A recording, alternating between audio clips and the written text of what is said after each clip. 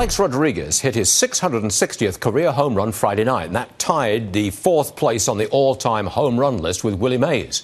Rodriguez's contract states for each milestone home run he hits, he gets a $6 million bonus. Number 660 is the first milestone, but the Yankees not going to pay him because they can't make any money off the home run since Arod was suspended for steroid use.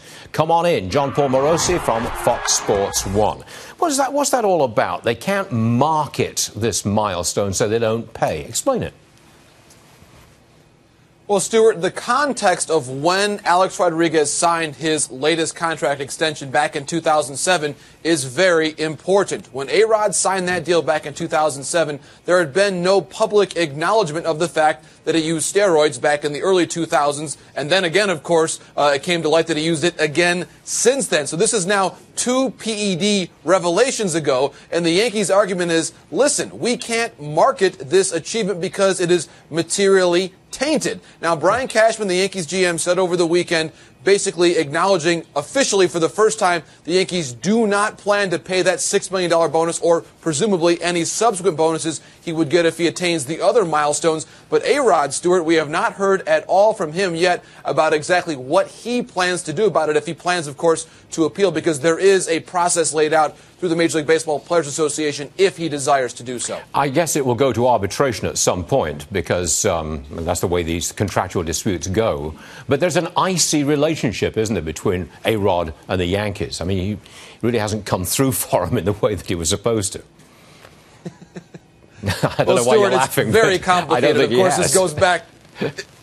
Right. It goes back a very, very long time. Now, of course, he is actually the longest tenured Yankee now with the retirement of Derek Jeter. Sort of an irony there. And actually, this season, he's played pretty well. He's been one of their bigger power threats. The Yankees, of course, are in first place. And Brian Cashman did acknowledge over the weekend that this year he has been something of a model clubhouse citizen. He has stayed out of the headlines. He has actually produced quite well. So from that standpoint, this year, in and of itself, the Yankees do appear to be satisfied with what Arod has done for them. But there's, of course, a long history, threatened legal action in years past from Arod to the Yankees. Even there was a time, Stuart, when he actually had sued briefly the Major League Baseball Players Association, the very union that defended him in his previous defenses of the suspension he received for performance-enhancing drugs. So this is a very complicated history, but the reality is right now, Stuart, he has been one of their better hitters, and actually, when you talk about a marketing standpoint, however one would define that,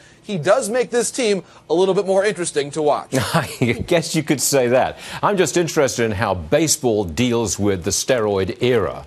If we're moving beyond the steroid era, how do we deal with bonuses paid to players who were involved in the steroid era? I think that's still an open question at this point. Last word to you.